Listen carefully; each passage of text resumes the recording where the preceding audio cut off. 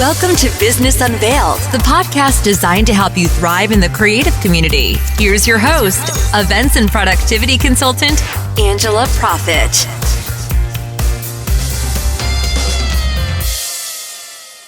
Hi, y'all. Thank you so much for tuning in to this episode of Business Unveiled. Expert tips and secrets from top creative industry professionals, where we take you behind the scenes of our past experiences in the creative industry and share with you what we have learned from them and how they have made us stronger. This podcast will help you grow a productive and profitable business to launch you into success within the creative industry. Today's podcast is brought to you by Vlog Easy. That is V as in victory. Vlog Easy is an app in the iTunes store for iPhones that help you make content videos as well as vlogging on the go to share with your audience. It has absolutely transformed the way that I do video and communicate with my audience. If you are looking for an app that allows you to edit on the go, or if you simply don't know how to edit videos, this app allows you to do just that. You can record yourself in a quiet room. You don't have to remember what to say. You can simply look at your notes, and each time you're quiet and you pause, the Vlog Easy app takes all of those quiet moments out and edits everything together. It's like magic, and it saves so much time. Vlog Easy allows you to record in vertical or horizontal formatting. You can import existing videos that live on your phone into the app, and so much more. Vlog Easy Pro gives you the unlimited cloud backup as well as removing the watermark. Give it a try for free today. The link is bit.ly/vlogeasy. All in lowercase, V as in Victor, LOGEASY. Give it a try. Hi, y'all. We are back for another episode of Business Unveiled. And today I am so excited to interview Annette Naif, who has been one of my very dear friends for many years now. I like to say we're both like super experienced. And so Annette is the CEO and creative director of Naif Productions. Hi, Annette. How are you? I'm awesome. How are you? I'm so excited to talk to you. I know. I'm super excited to be here. So although Annette is New York City based, they produce things really anywhere that people need Annette and her team, they go, right? Yes, pretty much. As long as there's not a war going on. We will go there. Right? Yeah, exactly. So before we jump into like all the goods, tell us a little bit about your background, and because you've had some fascinating just opportunities and experiences. And while I know you very well, share with us just high level like background. How have you gotten to where you are today? Yeah, so I started, over 30 years now. Time just flies, but I started over 30 years ago.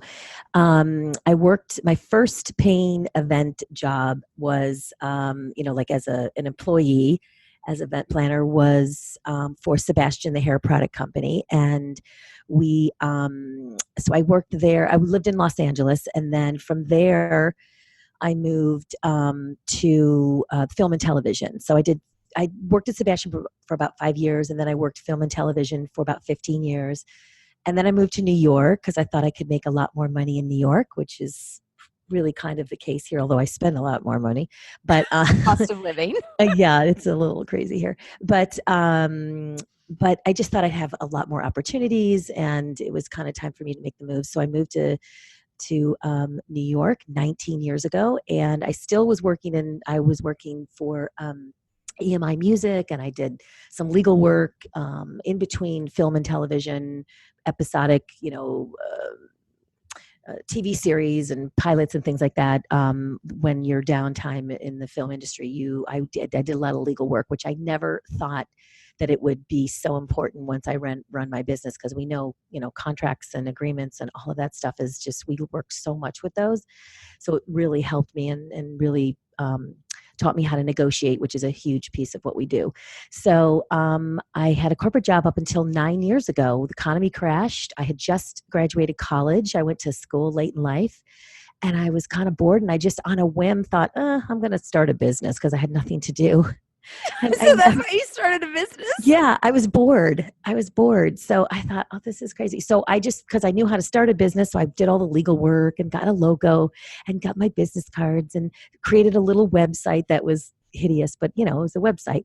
And then 3 months after starting my business, I started to get clients, but it was all marketing stuff. And I thought, this is not what I want to do. I got to do events. But my card didn't say that. It said like business manager. I don't know, like some kind of business manager or something, like, because I was a director of operations and I ran all the events for a commercial real estate company. It's the building that owns 1500 Broadway, which is in Times Square, and it's where Good Morning America is. So a lot of people know that area. But so I was, working for this company, but the economy crashed. There was nothing going on in commercial real estate. So and then they laid me off, which was like great because now my business was up and running.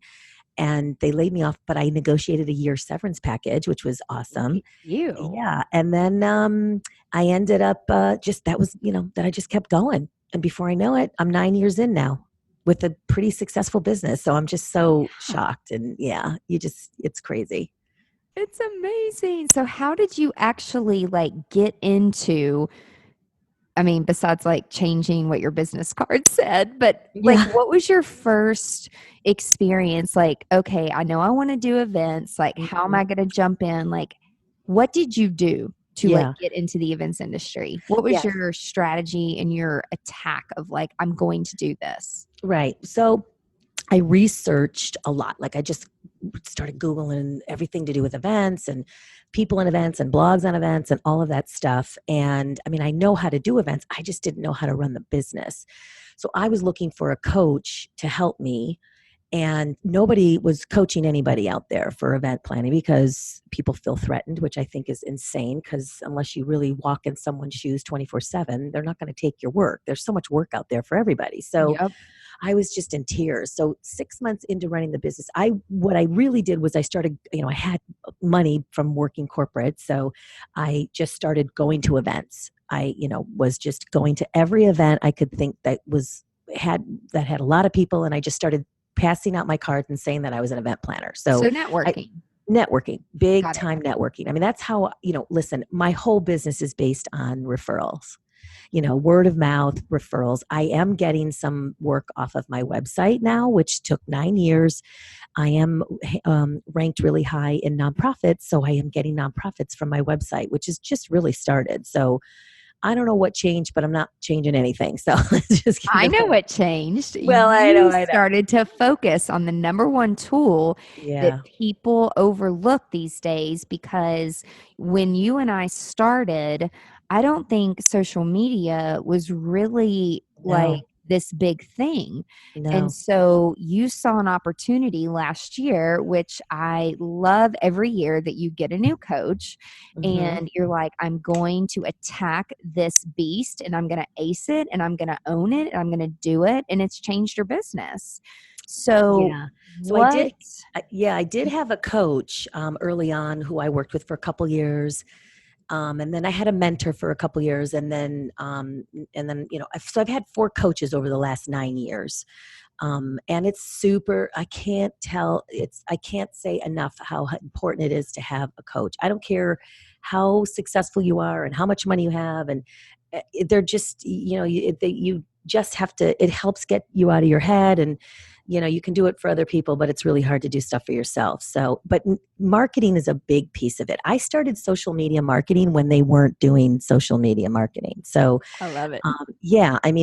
I have a really good knowledge of marketing. And so, and you are like a machine. So you take me to the next level with that, which I'm kicking and screaming with the videos, but I'm starting to enjoy them. So, marketing is, you have to be on social media. I don't care, you have to be on every platform and post everywhere and consistently. So, but also having a strategy. Yes, So, strategy is super important. yeah, like I love that Annette's very blue in true colors. Like she truly cares. And she's like, I go on and I wish everyone a happy birthday. And I'm like, that's sweet, Annette. But like, really? Like, is that really bringing you business? I mean, that's very blue and it's very thoughtful. And if they're current clients, great. But there's only so much time in a day. Yes. So you've got to batch your time, which what's your experience with that? Yeah. So you're helping me a lot with that. Listen, I had notifications on my computer for everything. We just shut everything down, which is really helpful. I do batch. Obviously, if I'm going to go out for meetings and stuff outside of the office, I will batch as much as I can. If I'm going to a networking thing, and other people want to meet me, I'll batch in that same day. But yeah, and I calendar every single thing. And now with Zoom, I really try to just Zoom everybody, Zoom conferencing where you can, Zoom with everyone. If you are not using it, I highly recommend it. And so I do that. I mean, that's how we do our coaching calls. And, I can work with a team all over the country and feel like have had a meeting with them and I don't have to get out of my pajamas. Which is awesome. Yeah, And put a lot makeup of on. people that are experienced who've been in the game for 20 plus years, they're like, but don't I need to do it face to face? I mean, we track just like you said, and last year almost half of our meetings ended up being through Zoom, which is Yeah. very, when people are like, oh, you can't work in the emotional money spending industry over Zoom and over a computer, I'm like, bullshit, because I've done it. Yeah, I don't do any, honest to God, most times I don't meet the client face to face until we are at the event and we're setting up and we're like, hi, and we hug there. Like never, we don't, even my initial phone calls with them I don't do Zoom. We usually do a call. And then once they hire us, then we get on Zoom and we Zoom all our meetings. That's amazing. Yeah. What would you say? You have a lot of experience to share. So I know you started your own business and then you went into a franchise model and did that for a couple years and then came out of that. And so I want to be sure that people who are considering franchise, the pros, the cons, like what exactly does that mean and how was it helpful for you as a business owner? Yeah. So, like 3 years in, I met this amazing woman, and we just out of whim, someone said, "Oh, you're going to be in Denver. You should meet." I don't want to mention her name just in case, but it's all good. She's amazing, and I love her so much. And we had an amazing. I say amazing a lot, but it's true. Working relationship, which is super important. We had the same values. We conducted our businesses the same way, and I had a team. It's lonely when you're just starting, and I didn't really know how to run the business, so she was mentoring me. I bought into the franchise because she had a lot of great corporate clients on her list of clients, which I didn't have. I had them in the corporate arena, but I didn't have them as my own business. Right. So I saw that as an advantage to, I was able to say, okay, these are the companies we worked with because I was under her umbrella, and I owned the New York office and she owned the Colorado Springs office. So we, even though it was under her brand, we still owned our separate offices. And so, the collaboration together, the team that she had on board, everything, I was able to just jump right in and work with the team, which I have, and still to this day, all of them are still working with me that are on the team because they're just amazing. So, but about the first couple years, it was super helpful. She was so helpful for me and asking lots of questions. But then after 4 years go by, then I kind of I've got it down. And so it was time to, move on and go off onto my own. And nothing changed in the company except for the name of my company and the branding and all that. But it really gave you a platform yes, and it was a great. team and a leg up.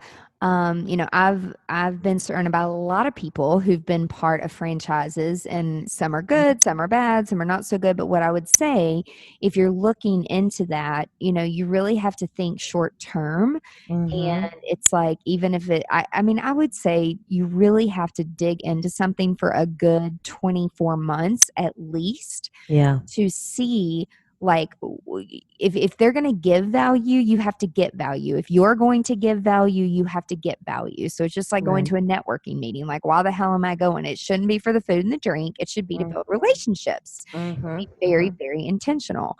And so I feel like some franchisees, they go in and they buy into it. It's not, I mean, event planning as a whole, no matter what type of an event it is, you're creating an experience. It is about relationships. I don't care what people say. I have lived Yep. it. We both have lived it. We both have Yep. breathed it. It is about relationships Right. and consistency. And Completely. so I love that you did that. And then you finished out the agreement and you learned pros and you learned cons. Yeah, and let me just touch on that for a second. Yeah, So obviously the team and all the knowledge of running the business. The important thing to think about is so our agreement was she was not going to give me, she didn't give me clients. She didn't provide clients for me. However, if there was someone that came in and off of the website that was based in the New York area, that was kind of our mutual agreement. And it was always, same with Colorado, or we would hire each other and we would work together on it. So the agreement was not to give me work. I had to do that on my own, and I was able to run my business any way I wanted, as long as I stayed within the branding guidelines and ethical guidelines of the company. So you have to think about what is it that you want going in. I needed the help running the business, and it was fun. It was so much fun, and I met so many great people. And if you've got a good partnership, that's important, but sometimes they don't work out so great. But just make sure that your exit clause in the agreement is important. Now, we didn't do a franchise, so to speak. We did a license agreement, because a franchise, to do the agreement that way, is super expensive. It's like $100,000 or something crazy. So a crazy. license agreement is the same thing. And being in New York, everything is really expensive, and the laws are crazy here. So, and they're totally different than Colorado. So you have to remember that. That's something to remember. So just stuff like that. Yeah, so if you are, for example, I mean, we monetize our timelines and our contracts and our service agreements. I share it with a lot of people that I coach, and in big, bold, red letters, it says, like, this works in Tennessee. Yep. Our agreement is written for doing business in Tennessee. It covers us as we go all over the world, but that's where the home base business is. So really making sure that you're advising for, like, taxes and Mm. insurance and alcohol laws and anything like that, Workers' where they're, comp. yeah, workers' comp. Like Mhm. Annette and I were talking about internships one day, and like Mhm. the laws in Tennessee. I mean, there are some colleges that we work with that I sign an agreement that say I will not monetarily pay any intern, that it is a pure educational thing. Which, I mean, some of these events we do, I mean, people are working for like 20 hours, they're not peeing, they're not eating. It is hard flipping work. And so Mhm. instead of monetarily, giving them money, which some people would much rather have as a college student, we'll send them to the spa or like do something nice to Mhm. like thank them. And I mean, they're just not sitting around watching. Like, they got to roll their sleeves up, get on their knees and get dirty too, just like we are, because Mhm. you got to work in it to understand sometimes.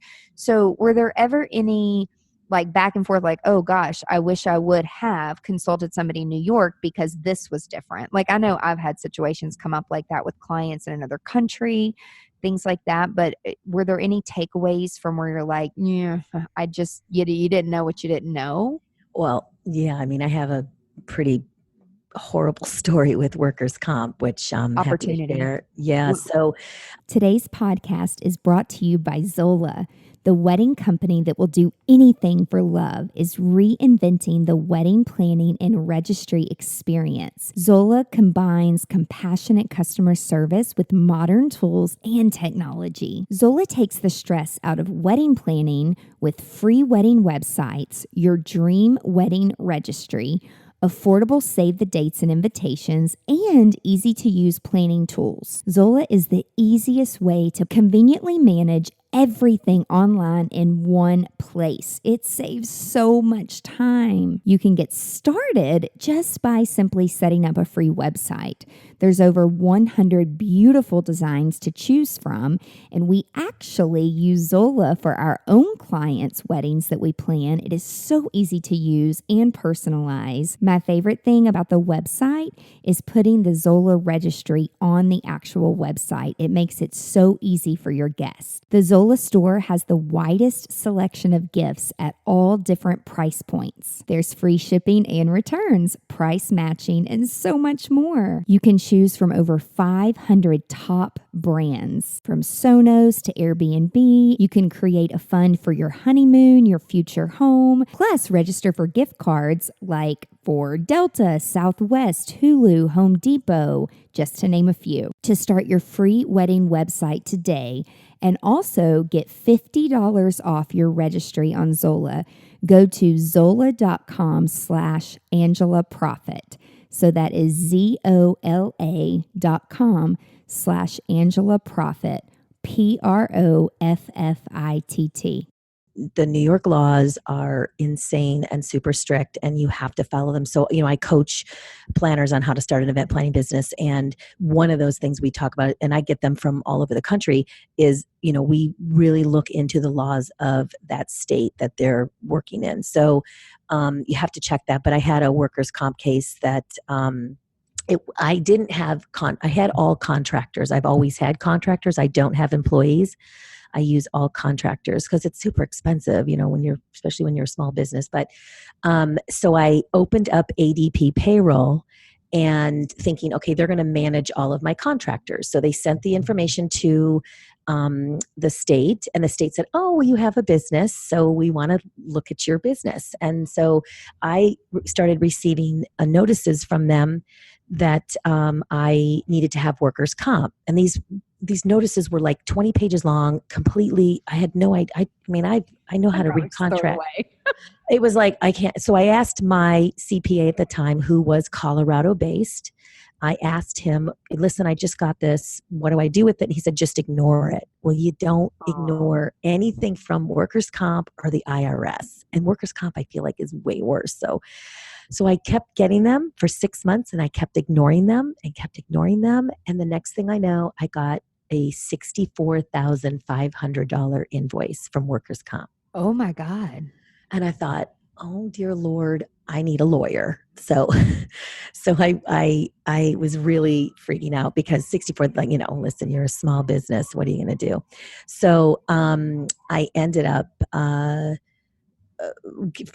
interviewing lawyers, and because each one of them told me it's going to be $10,000 to $30,000 for me to work with them, and I said, no. Moly. So you and I both know it's going to be $30,000 because they're going to charge you as much as they can. So I picked one that said it was going to be $5,000 to $7,000. I said, okay, I can handle that. Yeah. So it took 4 years for workers' comp. They did a letter and they explained to them that it was one girl they were looking at to say, well, she's not an employee, or that she is an employee. She's not a contractor, because she didn't have a website. And so there's all these stipulations for these people that work for you that that you have to meet. And one of them is she didn't really have an incorporated business, but lots of people don't, but they were sticking, because the law is in New York is for every day you don't have workers' comp, it's a $2,000 fine, which doesn't relate to any other city state in the US, but New York is crazy.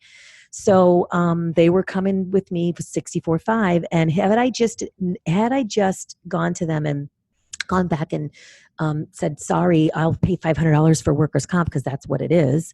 I didn't know. They would have probably just fined me a couple $1,000 and called it a day, but I didn't. I ignored it. And so at the end of the day, 4 years later, and we just settled it like 5 months ago for 10%. So it was like $6,500 that I have to pay them. So, and then I ended up paying my lawyer $12,000. And so altogether, it cost me about $20,000 for this, not knowing Mistake. what the state Lesson. laws are for your company. And I only ended up paying that employee $5,000. That was her fee that she made for the year. So it was a very expensive lesson, but you know, we all learn lessons for reasons, and I teach this in my coaching. So you have to be really careful when you're dealing, especially with, you know, I can't hire anybody as a volunteer because it has to be, and it's pretty kind of across this country, but unless it's a nonprofit. So you have to pay volunteers, and you have to pay them, even if they're getting student credit. It's the law that you have to pay them the minimum wage of whatever city they're working in. So a lot of people don't know that. So it's something to remember. Wow. Yeah. Well, you know, every time something crazy happens and I just want to sit down on the floor and cry. I know. Believe me, there were tears on this one. And I don't do that often when it comes to business, but on that one, Yeah, I didn't know how I was going to keep going. And you know, the thing about that is you just have to keep going when things are down. And my business has been a roller coaster, just like everybody. You just have to keep going. You just have to keep going and be consistent. I have to keep saying to myself, like, everything happens for a reason. Yeah. And I don't say know that a lot. what that reason is right now, but I always know that I feel like God doesn't give me something that I can't handle or I can't learn from it. Right. And I'm like, somehow this is going to help other people. So I just have to get through it and get over it. And sometimes you just have to cry and it makes you feel better. Well, that's why I love coaching planners, because I want to help them. I don't want them to make costly mistakes. And that's the biggest thing is I don't want them to make costly mistakes. And it doesn't cost a ton of money to start the business. I mean, you have to have some money, but you don't have to spend a lot of money. And so that's the stuff I try to teach, and just to be aware. And then of course I have a hotline to my lawyers and my employment attorneys and my business lawyer, who is a New York based lawyer, because you really need to get a lawyer that knows the laws of your state. That's such a good tip. It's such a good tip. So what would you like? I know that you do all different types of events, and you know, I feel like you really excel and specialize though in one of the hot points that is literally $1 trillion industry these days. So talk a little bit about your niche. And again, while you do nonprofit, you do weddings, you do all types of events, like and I don't even know if this is like your favorite thing to do, but I feel like because you are a coach and you do the mentor mentee thing, you understand and you're very passionate about it. And like you work for the client and you want to get them the best quality and the best, you're making sure that no one's screwing them. So talk a little bit about that niche and what it's called and how you've built that book of business. Yeah, so we do corporate, social, nonprofit, and weddings. And underneath that is, you know, galas, retreats, trade shows, offsites, bar mitzvahs, bat mitzvahs. My social and my wedding come from my corporate clients. So their daughter's getting married or their son's bar mitzvah. So they want us to help them with that. But one of the niches underneath that is I do events for coaches. So these are live coaching events where the coach is, and it's an education platform. So if they're coaching social media, they're experts in social media or sales or finance, whatever that is, then they will host a 1 to 3 day event, sometimes 4 or 5, it just depends. And they'll host an event where they sell their coaching packages. So it's a program where the attendees can attend buy into their programs, which could be a 3-month program, 6-month, 1 year. And so that's what the event is about. So you give lots of content. And then like if it's a 3-day event, on the second day of the event, they offer their coaching program. And then, you people. So it is a specialized niche. I fell into it by accident because I just was going to all of these events where there were a lot of coaches, and then they were wanting to hire me. And so it's, over the last 9 years, I've built a pretty good client base with that. And it is a little specialized. And so, we do so much coaching around that, like just the strategy around those events and setting those events up so that there is we're creating a buying atmosphere, and we don't like, my clients aren't like sell, but they have so many great things to offer. So I love doing them. It's just crazy, but it's tough. And we don't generally work with coaches that are just starting, just because they don't have any money. Although I'm maybe coming up with something Angela and I were talking about recently, was I'm coming up with an event for coaches. So I'll be announcing that at some point. But for people coaches who can't afford to do a $50,000 3-day event, we're coming up with a package that I think is going to be really, really cool and offer some great stuff for people. So, and how did you come up with that? Like, it's just come up with box, like the idea to do this coaching event. Well, I was actually sitting with a friend of mine who's this guy's a genius. And we were just brainstorming some ideas, and he was talking about his events and how could he help me refer clients to me. And so I was telling him about, what we do and how we do it. And he said, you should be doing this. Like, maybe you should come up with something like this. So we sat at a lunch and strategized this whole idea out.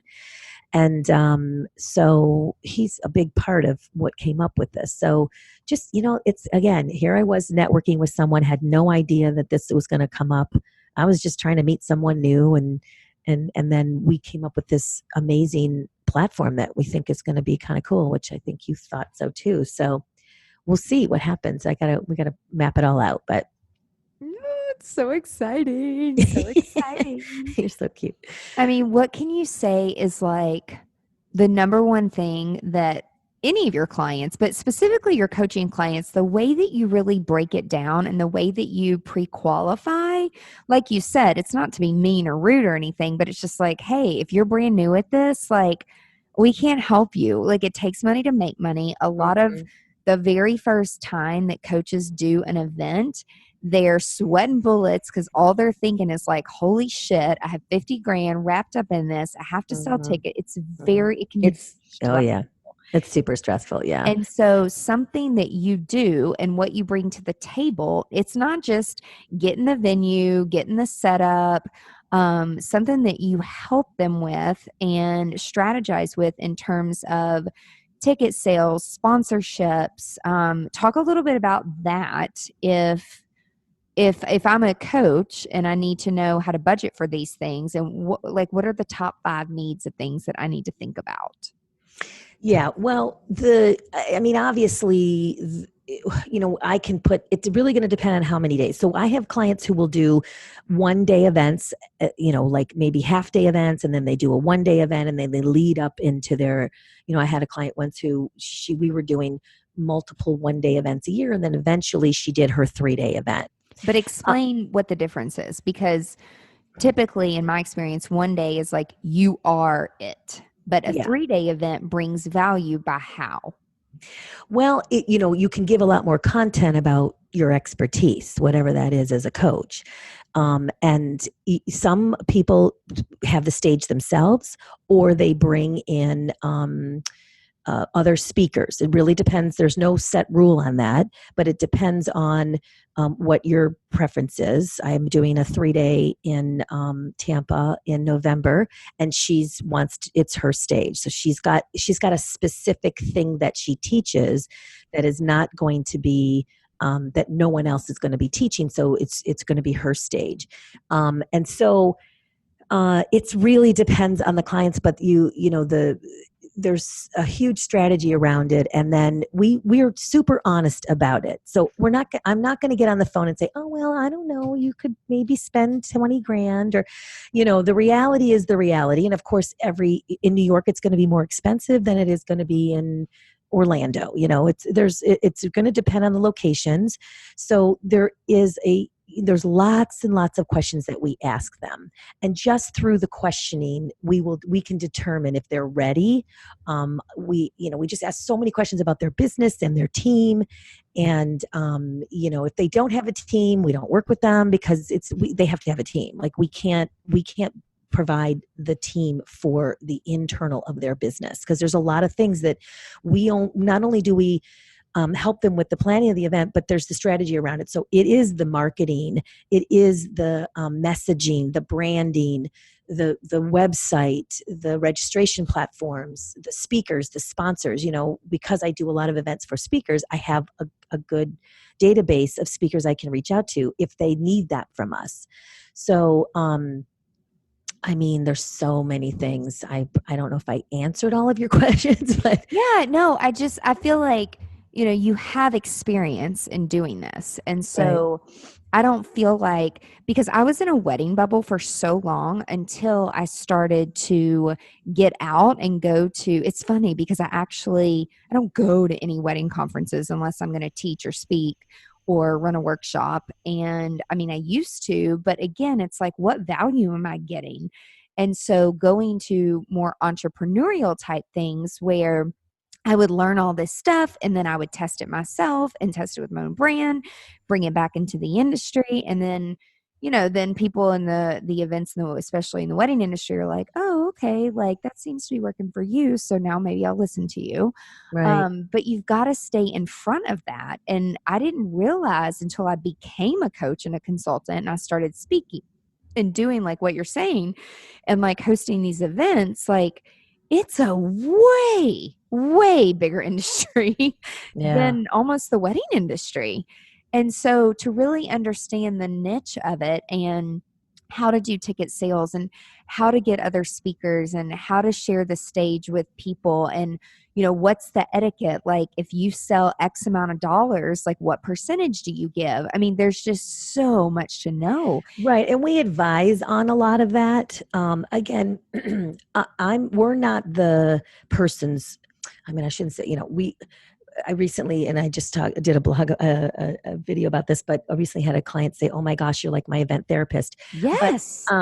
But I'm not specialized in coaching them how to speak it from the stage, right? So if they're going to make their offer, but I can advise them who to go to get the training for that. So if they're struggling in certain areas and they need help with something, I have referrals for everything and people who are really amazing who work in this industry, in the coaching industry, and can help them.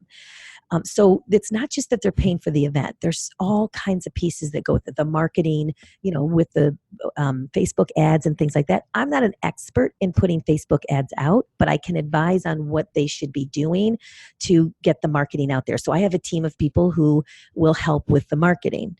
So, we have such a wide range of services that we offer, and sometimes they want all of them, and sometimes they just want some pieces of it. And so, a lot of times they just want us to find them a venue. And if they have a good sleeping room block, we will not charge the client for our services. We find the venue, and the hotel pays us a commission on the sleeping rooms as long as they have enough that will cover our services. And so, but most times they hire us for everything. We don't usually, but it's nice to get those site selection and contract negotiation services. Which, just to clarify, with the hotel attrition and the hotel commission rate and all of that, typically it does not it doesn't cost the client or the guest a penny, and Right. it is like legit full-time babysitting. With, at least it is for us, mainly in Nashville. I don't know how it is in New York. I did learn in New York from doing some things with you, Annette, and then some other things too. Like storage is it's like, where's our vendor room? And it's like, oh, what? You under the table? Like, what do you Yeah. mean a storage It's room? your backpack. Yeah, it's like it doesn't work. And I'm like, where do the road cases go? And then people are like, Yeah. back on the truck, and Yeah, like they get out of the creative alley. for sure. Yeah. Yeah, and so it's like it's so different where you don't think about these things when you're doing events. And so there's so much labor and cost that comes with that people don't realize that it saves our client money, in fact, when we are getting paid from the hotel to manage the room blocks. And so sometimes we will use some of that percentage, commission, whatever you want to call it, and put it back into labor or to the business. And we're trying to make things better and easier for all of our vendors as the planner. Right. And then that's why they like working with us. Right. And I'm always heartbroken when a client comes to me and says, "Oh, we've already signed the agreement for the venue," and I'm like, "Oh," because I'm such a fierce negotiator, and I know so many things that can be negotiated that the client has no clue about because that's not what they specialize in. And, it's fine and dandy to hire someone to do logistics for you. Anybody can call up the DJ and do all that. But the strategy around what we do and our knowledge of these agreements with the venue, especially because that's a big piece, and that's one of the most expensive pieces of it, is the venue, the food and beverage, the AV. Those are big pieces. And so I have great knowledge around that space that the client won't know, because AV will charge them an arm and a leg for things that they don't need or that they don't know that they can negotiate. So I just feel so sad when they come to me and they've already booked the venue, because I could have saved them thousands and thousands of dollars on the front end, which way offsets our prices usually. I mean, by the time I've negotiated so many things, it's paid for our fee. So, and then some. So, it's really important to hire a professional.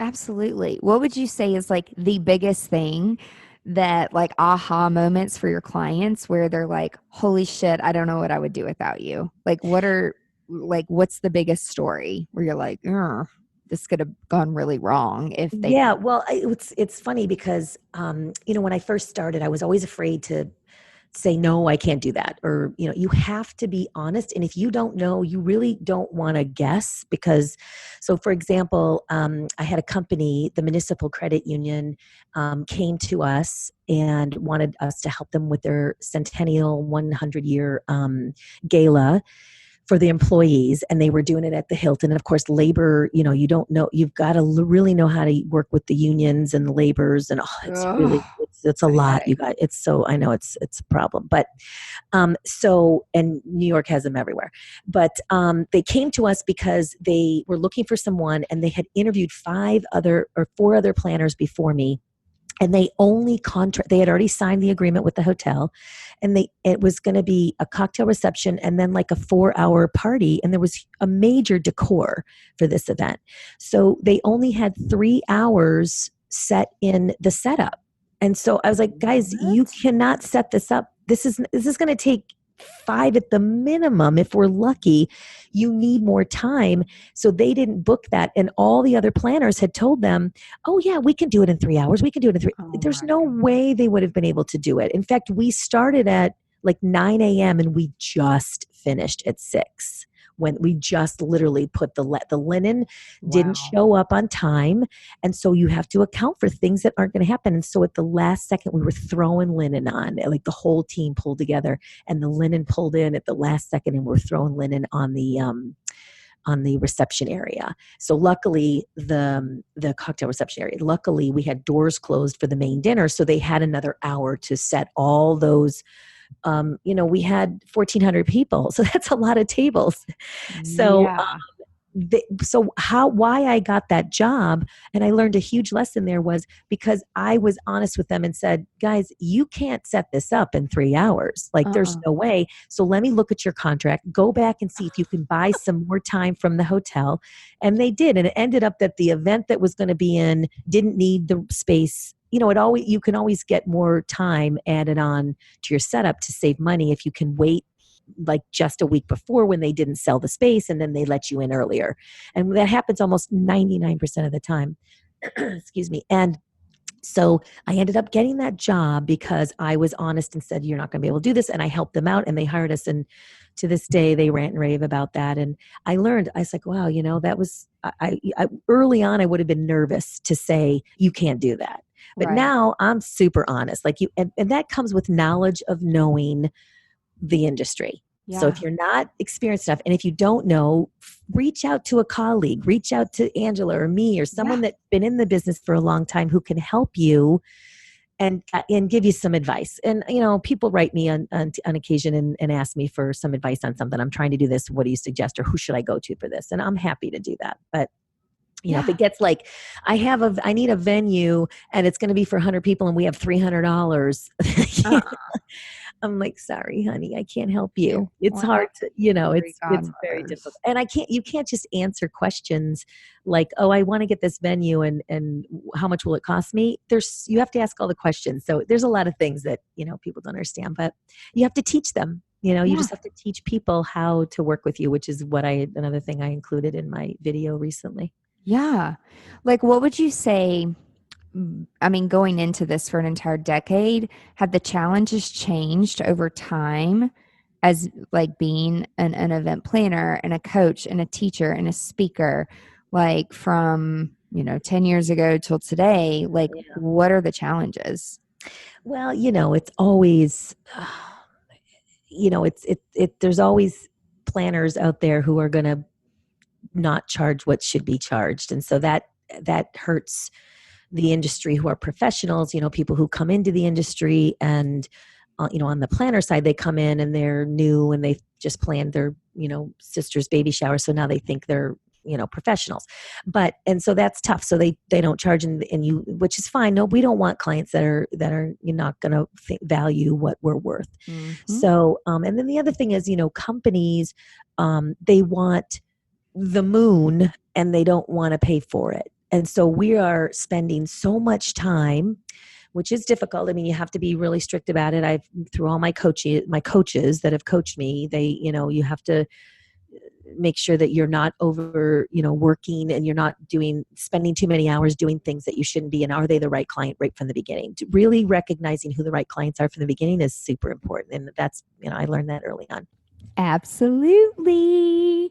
Well, Annette, I want to thank you so much for taking time out of your crazy busy schedule today and share some of your experiences. Be sure to check out Annette's company, Naif Productions. That is NAIF productions.com. Check out her website for more information and be sure to follow Annette on Instagram. Her handle is Annette Naif. Thanks so much for listening. I hope that you guys have a great day and be sure to tune in next week for another episode of Business Unveiled. Bye. If you found this podcast helpful, please share it with your friends. And I'm so very grateful if you leave a review. Be sure you are a subscriber so you never, ever miss the juicy details of Business Unveiled. Also, be sure that you are part of my email list. And if you're not, sign up today at angelaprofit.com, where I share valuable resources and exclusive products with only my subscribers. Now, before I go, I want to ask you, if you have a story or a product to share with the creative industry, please let me know. To be considered as a guest on Business Unveiled, visit angelaprofit.com and submit a podcast guest form. Until next time, remember to stay productive and profitable. You've been listening to Business Unveiled with Angela Profit. Join us next time as we share our experiences to help you be more productive and profitable in your creative business. For more great resources, visit angelaprofit.com.